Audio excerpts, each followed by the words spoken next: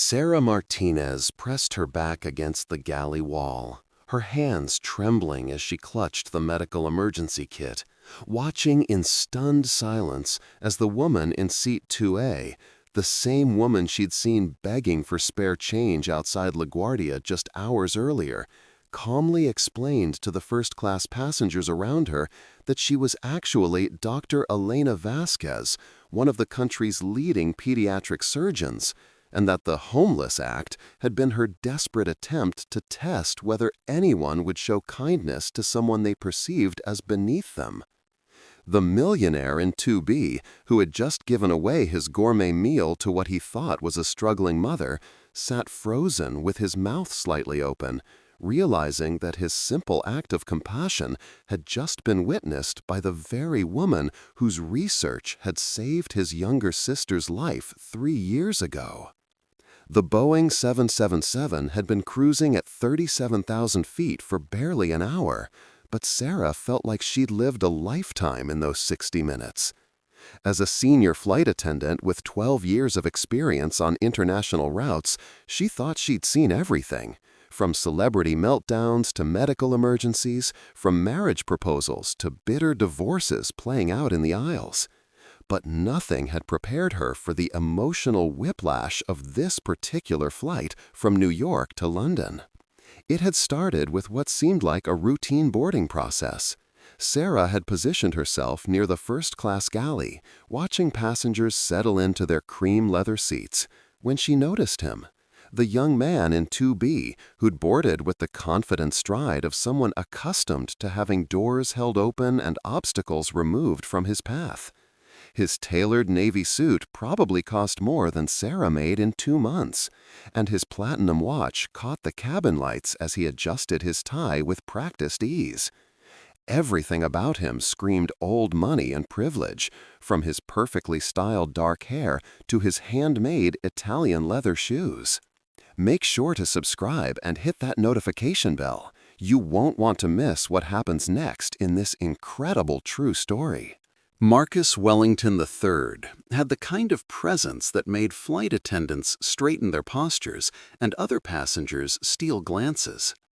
At 28, he'd already inherited and expanded his family's real estate empire, turning millions into hundreds of millions through a combination of shrewd investments and ruthless business tactics. Sarah had served men like him countless times. They treated service staff like invisible furniture, spoke in clipped tones when they bothered to speak at all, and radiated an aura of superiority that made her skin crawl. She was mentally preparing herself for the usual demands: the perfectly chilled champagne, the specific brand of sparkling water, the complaints about the thread count of the blankets, when the boarding process took an unexpected turn. A woman appeared at the first-class entrance, and Sarah's trained eye immediately cataloged the details that marked her as someone who didn't belong in this cabin. The woman was probably in her early 30s, with tired eyes and clothes that had seen better days. Her jeans were clean but faded, her canvas sneakers were worn thin at the heels, and she carried a battered backpack that looked like it had traveled thousands of miles. Most telling of all was the way she moved, hesitant, almost apologetic, as if she expected to be challenged at any moment. Beside her walked a little girl, maybe 6 years old, with the same dark hair and enormous brown eyes, clutching a stuffed rabbit that had clearly been loved to the point of being threadbare. Sarah watched as the woman checked her boarding pass 3 times, her face flushing with embarrassment as she realized she was indeed supposed to be in first class. The little girl pressed close to her mother's side, overwhelmed by the luxury surrounding them, the wide seats, the ambient lighting, the hushed atmosphere of privilege. "Mama, is this really our airplane?" the child whispered, her voice carrying in the quiet cabin. "Shh, mija," the woman replied softly, her accent revealing her Latina heritage. "Remember what we talked about. We need to be very quiet and not bother anyone." Sarah felt her heart clench at the woman's obvious discomfort. She'd seen this before. Passengers who'd won contests or received upgraded tickets through charity organizations thrust into a world where they clearly didn't belong. The other first-class passengers were already taking notice, their expressions ranging from curious to openly disapproving. The woman in 1A, draped in designer clothing and dripping with jewelry, made no effort to hide her disdain as she whispered to her companion, "I can't believe they let just anyone into first class these days. Look at those clothes." An elderly man in 3C adjusted his reading glasses and peered over his Wall Street Journal with the kind of contempt usually reserved for unwelcome insects. "The standards have really fallen," he murmured to no one in particular. Sarah had seen this social theater play out dozens of times, but it never got easier to watch. She moved forward to help the woman and her daughter find their seats, offering her most welcoming smile despite the hostile atmosphere. "Welcome aboard," Sarah said warmly, noting that the woman's assigned seat was 2A, directly across the aisle from Marcus Wellington. "Can I help you get settled?" The woman's face lit up with grateful relief. "Thank you so much. I'm Elena, and this is my daughter Sophia. We're not really used to this." As Elena struggled to figure out how to adjust her seat and locate the seatbelt, Sarah noticed Marcus watching from across the aisle.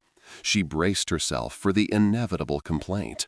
Wealthy passengers often objected to having their experience disrupted by the presence of those they deemed unworthy. But Marcus said nothing. He simply observed, his expression unreadable. The flight pushed back from the gate right on schedule, and Sarah began her usual pre-flight routine. During the safety demonstration, she noticed Sophia's eyes growing wide with wonder at every detail: the oxygen masks, the life vests, the emergency exits. It was clear this was her first time flying, and despite her mother's attempts to keep her quiet, her excitement was infectious. "Mama, look how high we are!" Sophia exclaimed as the plane lifted off, pressing her face to the window as the lights of New York fell away below them. Elena smiled for the first time since boarding, her exhaustion momentarily forgotten as she shared her daughter's joy. "Yes, Mija, we're flying to see the doctors who are going to help make you all better." Sarah's professional instincts kicked in. She'd heard similar conversations before, usually involving families traveling for specialized medical treatment. Her heart went out to this woman who was clearly struggling financially, but doing everything possible to get her daughter the care she needed. Once they reached cruising altitude, Sarah began the meal service. First-class passengers had pre-ordered their selections weeks in advance: filet mignon, lobster thermidor, truffle risotto, accompanied by wines that cost more per bottle than most people spent on groceries in a month. When she reached Elena's seat, the woman looked up with embarrassment. "I'm so sorry, but I wasn't sure how to order food when we got the tickets, and—" "Don't worry about it," Sarah said quickly. "I'm sure we can find something for you and Sophia. Let me see what's available." But as Sarah checked her manifest, her heart sank. Every meal had been accounted for, and airline policy was strict about first-class portions. She could offer peanuts and crackers from economy, but nothing that would constitute a proper meal for a woman and child who looked like they hadn't eaten in hours. Sophia tugged at her mother's sleeve. "Mama, I'm hungry." "I know, sweetheart. Just a little longer, okay?" Elena's voice carried a note of defeat that made Sarah's chest tighten. She was mentally calculating how she could stretch the limited snack options when she heard a voice from across the aisle. "Excuse me." Sarah turned to see Marcus Wellington gesturing toward her, his expression serious but not unkind. Here it comes, she thought, the complaint about the unsuitable passengers disrupting his premium experience. "Yes, sir. I'd like to make a change to my meal service." Sarah pulled out her tablet, ready to accommodate whatever modification he required. "Of course. What would you like?" "I'd like you to serve my meal to the lady and her daughter across the aisle." The words hung in the air for a moment, and Sarah was certain she'd misheard. "I'm sorry, sir?" Marcus looked directly at Elena, who was trying to distract Sophia from her hunger by showing her the different buttons on the seat. "My complete meal service. The filet mignon, the sides, the dessert, all of it. Please serve it to them." Sarah felt her mouth fall open slightly. In 12 years of flying, she'd never heard a first-class passenger give away their meal, especially not to someone they'd never met, someone the rest of the cabin was treating with barely concealed disdain. "Sir, are you certain? I could have the galley prepare." "I'm certain." His voice was quiet but firm. "And please don't make a big production of it. Just serve them normally, as if they'd ordered it themselves." What would you do in this situation? Let me know in the comments below. Sarah nodded, still stunned, and began preparing the elaborate meal service that had been intended for Marcus. As she worked, she kept glancing at him, trying to understand this unexpected turn. He'd returned to reading his tablet as if nothing extraordinary had happened, but she caught the way his eyes occasionally drifted toward Elena and Sophia. When Sarah approached Elena's seat with the elegant meal presentation, fine china, real silverware, the works, Elena's eyes widened in confusion. "I'm sorry, but there must be some mistake. We didn't order this." "No mistake," Sarah said gently. "It's compliments of the airline." The small lie rolled off her tongue easily. She somehow knew Marcus wouldn't want credit for his gesture. Elena stared at the beautifully plated meal, tears beginning to well in her eyes. I don't understand. This must cost—" "Please, just enjoy it," Sarah interrupted softly. "You and Sophia deserve to have a nice meal." As Elena began to cut the tender filet mignon for her daughter, Sophia clapped her hands together in delight. "It's like a restaurant in the sky, Mama!" Elena's composure finally cracked, and tears spilled down her cheeks. "Thank you," she whispered, though she wasn't sure who she was thanking, the airline, the universe, or the God she'd been praying to every night for months. From across the aisle, Marcus watched quietly as Sophia took her first bite and declared it the best food ever. He found himself smiling slightly, a genuine expression that his business associates would have found completely out of character. Sarah continued her service rounds, but her mind kept returning to what she'd just witnessed. She'd served Marcus Wellington on 3 previous flights, and he'd never been particularly rude, but he'd also never shown any awareness that service staff were actual human beings. His usual interaction consisted of terse nods and minimal eye contact. This gesture of kindness seemed to come from an entirely different person. As the meal service concluded, Sarah noticed other passengers watching the scene with various reactions. Some, like the woman in 1A, continued to make disparaging comments under their breath. Others seemed moved by what they'd witnessed, their expressions softening as they watched Elena help Sophia with her dessert.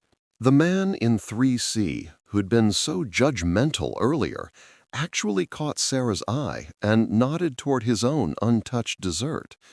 "The little girl might like this," he said quietly, his earlier contempt replaced by something resembling shame. Word was spreading through the cabin in the way that news travels on airplanes, through glances, whispers, and the airline staff's informal communication network.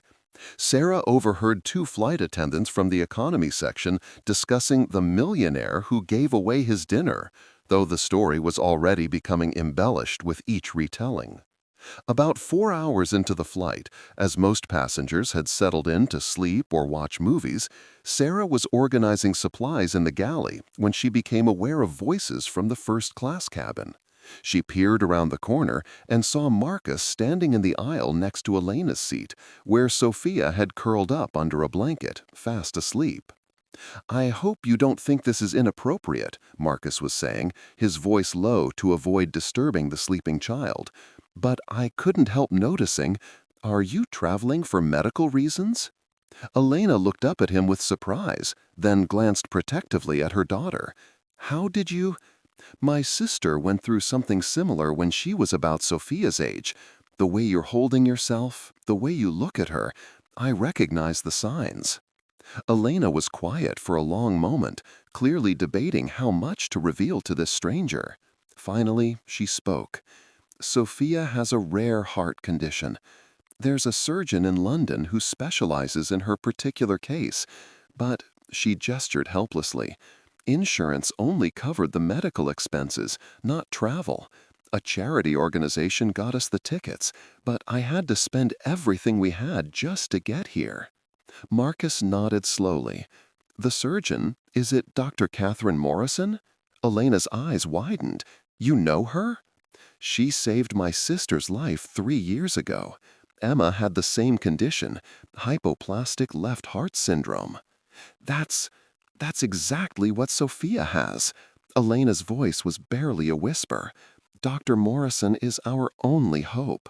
The doctors back home said she couldn't finish the sentence. Marcus was quiet for a moment, looking down at Sophia's peaceful face. My sister is completely healthy now. She's 11 and she plays soccer and drives our parents crazy with her energy. Dr. Morrison is brilliant. For the first time since boarding, Elena's face showed genuine hope instead of just determination. Really? She's okay? Better than okay. She's thriving. Marcus paused. Elena, I know this might sound strange, but would you allow me to help with your expenses while you're in London? Hotels, meals, transportation, whatever you need. Elena's face flushed, and she shook her head immediately. I couldn't possibly accept that. You've already been so kind. Please, the word came out with surprising intensity. Let me do this, not as charity, but as one person who's been where you are, helping another. Sarah watched this exchange with growing amazement. The Marcus Wellington she thought she knew, the cold, calculating businessman, seemed to have been replaced by someone entirely different, someone capable of genuine empathy and generosity. Elena struggled with her response, pride warring with practical necessity. I don't even know your name. Marcus. He extended his hand. Marcus Wellington.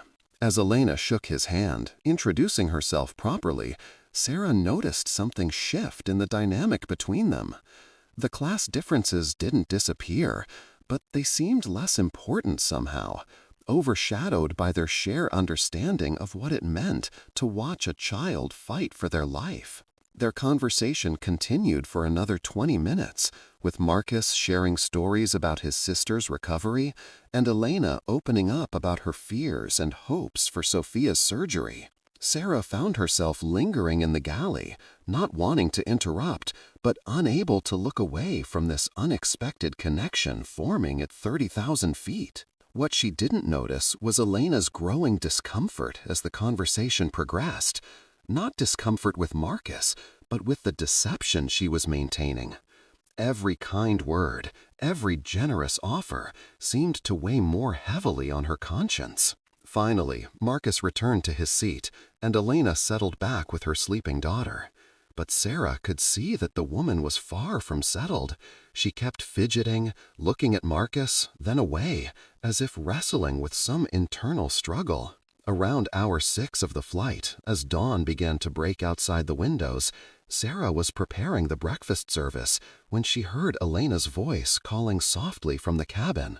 Excuse me, could I speak with you for a moment? Sarah found Elena standing in the aisle, her face pale and her hands shaking slightly. Sophia was still asleep, curled up with her stuffed rabbit. Of course, what's wrong? I need to tell him something, Marcus, but I don't know how. Elena's voice was strained with emotion. I can't keep letting him think I'm someone I'm not. Sarah frowned, not understanding. What do you mean? Elena took a shaky breath. I'm not who he thinks I am. The clothes, the way I look, the way I acted when I boarded, it's not real. I don't understand. I'm Dr. Elena Vasquez. I'm a pediatric surgeon at Children's Hospital of Philadelphia. I've been researching hypoplastic left heart syndrome for 8 years. Sarah stared at her, certain she'd misheard. You're a doctor? Sophia is my daughter, and yes, she does have the heart condition. But we're not flying to London for her surgery. We're flying because I'm presenting my research at the International Pediatric Cardiology Conference. My work, my research is what Dr. Morrison has been using for her surgeries, including the surgery that saved Marcus's sister. The full weight of what Elena was saying began to dawn on Sarah. You've been pretending to be poor? Elena's face crumpled with shame and exhaustion. It started as an experiment, I guess. I wanted to see. I needed to know if anyone would show kindness to someone they perceived as beneath them. I've spent so much time in the medical world where people treat me with respect because of my title and my position. But I wondered, would anyone care about me if I was just Elena, struggling mother? Sarah felt like the ground had shifted beneath her feet. Why would you put yourself through that? Because I've been feeling so isolated, so disconnected from real human kindness.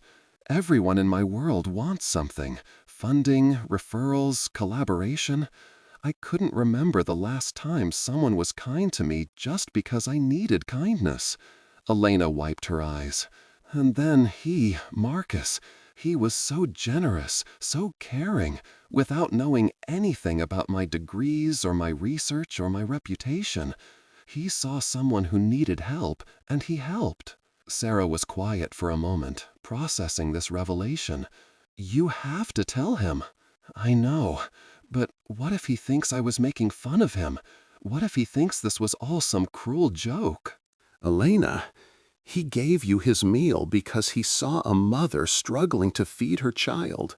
He offered to help with your expenses because he recognized your fear and wanted to ease it. Those instincts, that kindness, it came from who he really is. Elena nodded slowly. You're right. I don't know how to begin. Start with the truth, Sarah advised.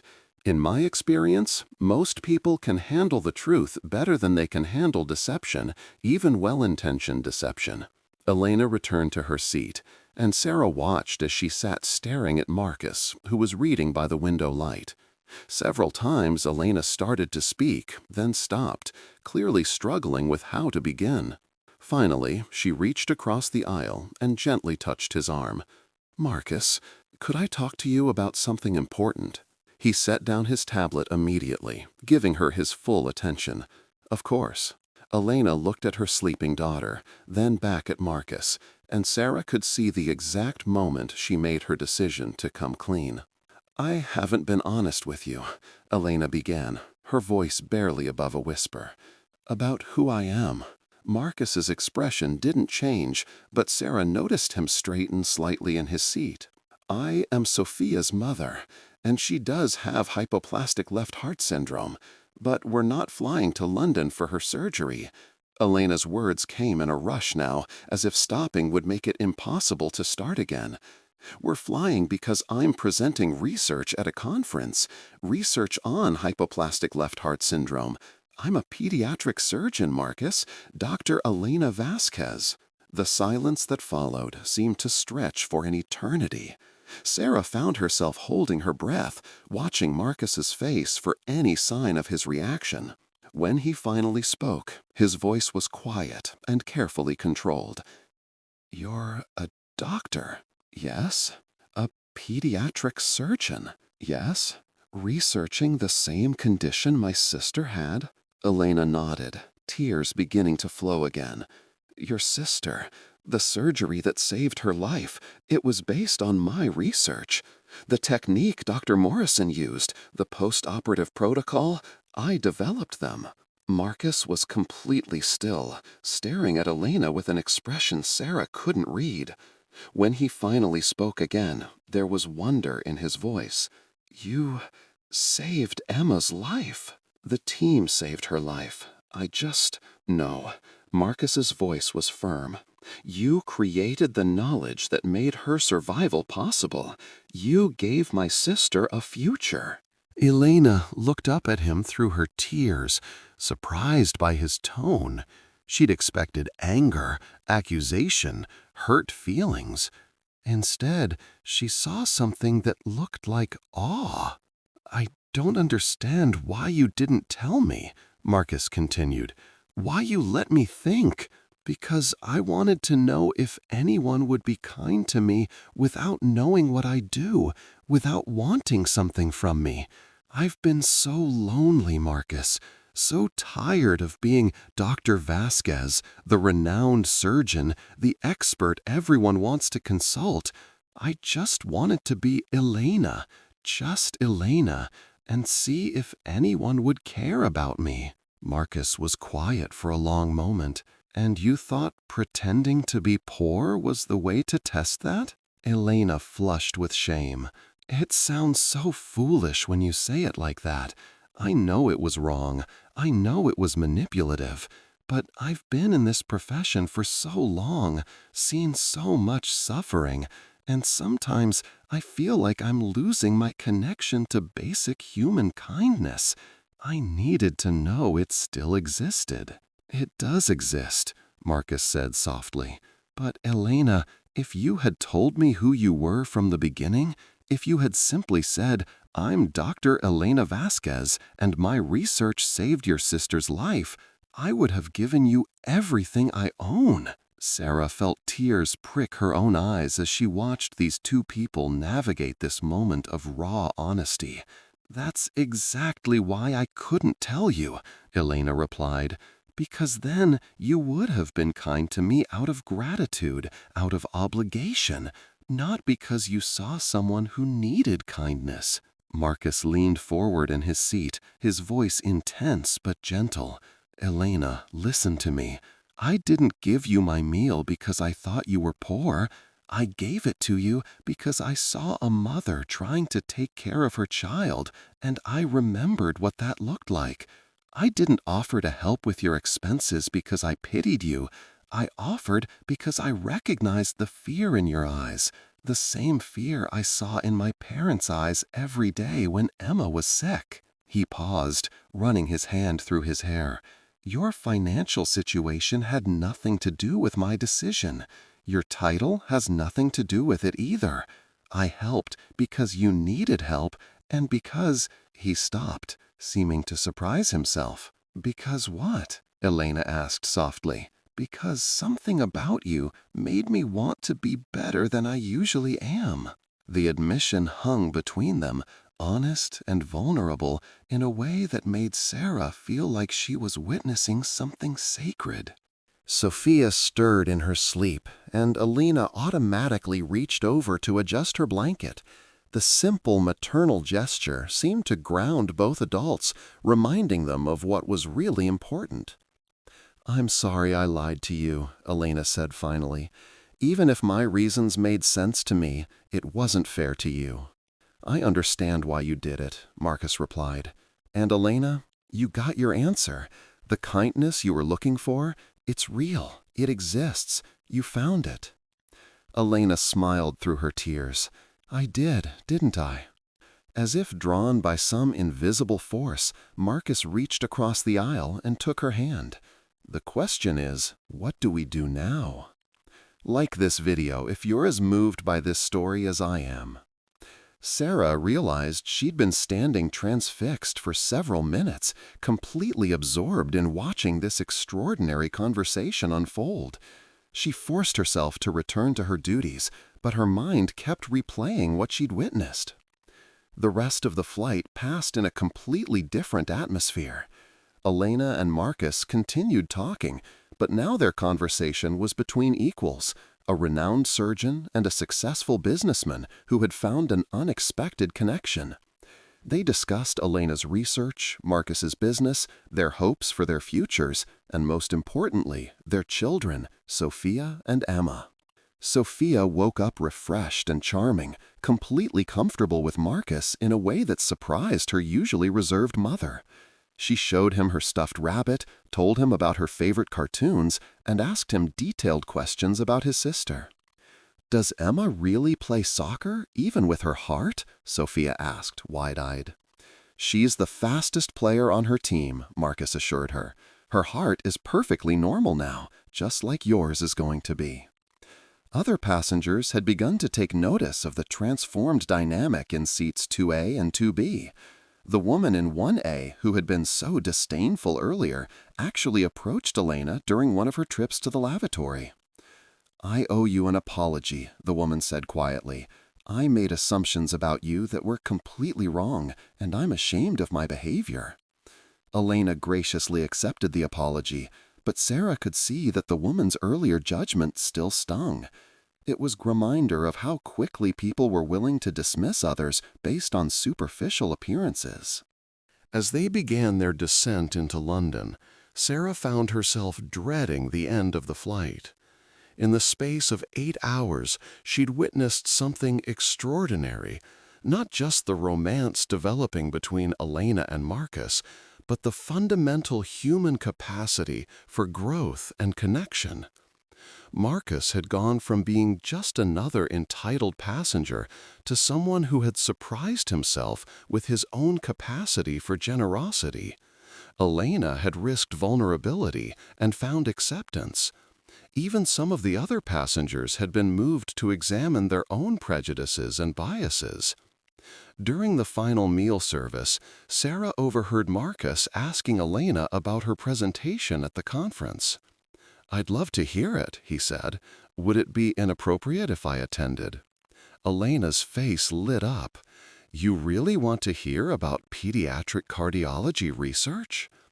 I want to hear about the work that saved my sister's life, and I want to hear you talk about something you're passionate about." Sophia looked up from her coloring book.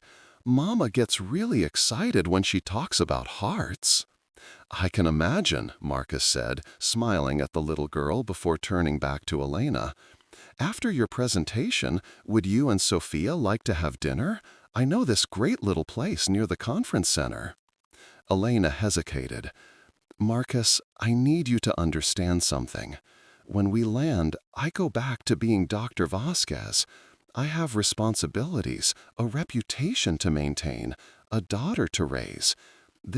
Whatever this is, it can't be about gratitude or guilt or some romanticized version of who you think I am." Marcus nodded seriously. "I understand. And Elena, when we land, I go back to being Marcus Wellington III, with all the baggage that comes with that name. Board meetings, business obligations, a family that expects me to marry someone from our social circle. This can't be about some fantasy of rescuing someone or being rescued." They looked at each other across the aisle, both understanding the challenges they would face in the real world. "So what are we doing?" Elena asked. "We're two people who met on an airplane and discovered we like each other," Marcus said simply. "Two people who want to have dinner and see what happens next." Elena smiled. "I'd like that." As the plane touched down at Heathrow Airport, Sarah felt a mixture of satisfaction and melancholy.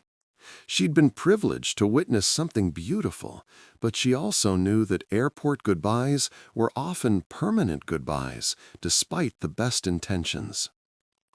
During the disembarkation process, she watched Marcus help Elena gather Sophia's scattered toys and coloring books. He had upgraded their ground transportation to his own car service, ensuring they wouldn't have to navigate London's public transit with luggage and a tired 6-year-old. "Sarah," Elena called as they prepared to leave the plane, "thank you for everything, for being kind when others weren't, for encouraging me to tell the truth." "Thank you for reminding me why I love this job," Sarah replied. "Take care of yourself, and good luck with your presentation." Marcus shook her hand as well. "Thank you for your discretion and your service. You made this flight special." As Sarah watched them walk up the jet bridge together, Marcus carrying Sophia's backpack, Elena holding her daughter's hand, all three of them talking and laughing, she realized she'd never see them again. But somehow that was okay. She'd been part of something meaningful, a story that would stay with her long after she'd forgotten the countless other flights and passengers. 6 months later, Sarah was working a flight from London to New York when she recognized a familiar face boarding in first class. Marcus Wellington looked exactly the same, impeccably dressed, confident, successful, but there was something different about him too, a warmth that hadn't been there before. Behind him walked a woman in an elegant navy dress, her dark hair styled professionally, carrying herself with the quiet confidence of someone comfortable in any environment. It took Sarah a moment to recognize Dr. Elena Vasquez without her disguise of poverty. And skipping between them, chattering excitedly about the airplane, was Sophia, healthy, vibrant, and clearly recovered from her surgery. "Sarah!" Sophia broke away from her parents and ran to hug the flight attendant she remembered. "Look, I can run now." "So I see," Sarah laughed, returning the enthusiastic hug. "You look wonderful, sweetheart." Elena approached with a warm smile. "Sarah, it's so good to see you again. I want to thank you." "For what?" "For being the catalyst that changed all our lives." Marcus joined them, extending his hand to shake Sarah's. "Our wedding is next month," he said with a grin. "We'd love for you to come." Sarah felt tears spring to her eyes. "You're getting married?" Elena's presentation was brilliant, Marcus explained. "Her research is revolutionizing pediatric cardiology. She's been invited to establish a new research center, and I've been learning more about medicine than I ever thought possible." "And I've been learning about business," Elena added. "Marcus is helping me set up a foundation to provide travel assistance for families seeking specialized medical care." Sophia tugged at Sarah's uniform. "And I'm going to be the flower girl." As Sarah helped the family get settled in their seats, the same seats where they'd first met, she marveled at how much had changed. Elena was still Elena, but now she was confidently both the renowned surgeon and the loving mother. Marcus was still successful and privileged, but he'd learned to use those advantages to help others. And Sophia was thriving, a living testament to the power of medical innovation and parental love. During the flight, Sarah observed the easy intimacy between Elena and Marcus, the way they shared responsibilities with Sophia, the respect they showed each other and everyone around them. They'd found something rare, a partnership built on mutual admiration, shared values, and genuine affection. As the plane began its descent into New York, Sophia fell asleep across her parents' laps, exhausted by the excitement of travel. Elena and Marcus talked quietly about their upcoming wedding, their foundation work, and their hopes for the future. "Do you ever regret how we met?" Elena asked, smoothing Sophia's hair. Marcus considered the question seriously. "I regret that you felt like you had to pretend to be someone else to find kindness. But I don't regret anything else. That flight showed me who I could be when I stopped worrying about what people expected from me." "It showed me that vulnerability isn't weakness," Elena replied, "and that the right person will see you clearly no matter how you're dressed or what mask you're wearing." Sarah, overhearing this conversation as she prepared for landing, felt a deep satisfaction. Sometimes her job felt routine, even tedious. The same safety demonstrations, the same meal services, the same passenger complaints and requests. But flights like this reminded her that she was part of something larger, a witness to the infinite ways that human lives could intersect and transform each other. After the plane had arrived and the passengers had disembarked, Sarah found a small envelope left in seat 2B. Inside was a photo from Elena's presentation. Her standing at a podium, Marcus and Sophia in the front row, all three of them beaming. On the back, Elena had written, "Thank you for believing in kindness at 30,000 feet. Love, the Vasquez Wellington family." Sarah tucked the photo into her flight bag, knowing she'd treasure it always. In a world that often seemed divided by class, race, money, and prejudice, she'd been privileged to witness proof that human connection could transcend any barrier. Love could bloom anywhere, even in the recycled air of an airplane cabin, between two people brave enough to see past surface appearances to the truth underneath. Years later, when people asked Sarah about her most memorable flight, she always told this story.